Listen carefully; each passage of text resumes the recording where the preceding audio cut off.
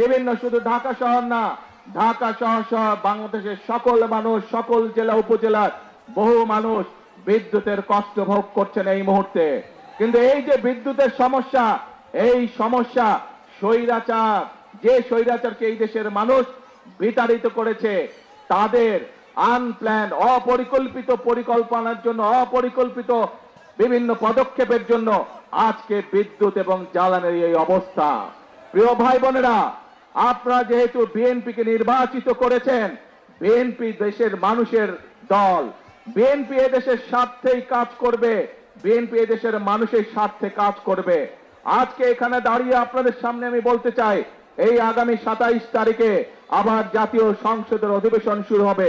সেই জাতীয় সংসদ অধিবেশনে আপনাদের দল, আপনাদের সরকার দেশের মানুষের সামনে জাতীয় সংসদের মধ্যে উপস্থাপন করবে কিভাবে আমরা ইনশাআল্লাহ আগামী 10 বছর এই দেশের বিদ্যুৎ সমস্যার সমাধান করব। সেই পরিকল্পনা আমরা দেশের জনগণের সামনে উপস্থাপন করব পবিত্র জাতীয় সংসদে। প্রিয় ভাই বোনেরা, আজ বিদ্যুতের সমস্যা নিয়ে এই যখন সমস্যা, এই যখন সংকট, যে কোনো সংকট যদি মোকাবেলা করতে হয়, ধৈর্য ধারণ করতে হবে আমাদেরকে। যে কোনো সংকট যদি মোকাবেলা করতে হয়, ঠান্ডা মাথায় পরিকল্পনা গ্রহণ করে ধীরে ধীরে সংকটের মোকাবেলা করতে হবে। কিন্তু আমরা দেখছি এই সংকটের সুযোগ নিয়ে কিছু সংখ্যক ব্যক্তি রাস্তায়, রাজপথে বিশৃঙ্খলা তৈরির চেষ্টা করছে। রাজপথে যদি বিশৃঙ্খলা তৈরি হয়, সবচেয়ে বেশি ক্ষতিগ্রস্ত হয় সাধারণ জনগণ।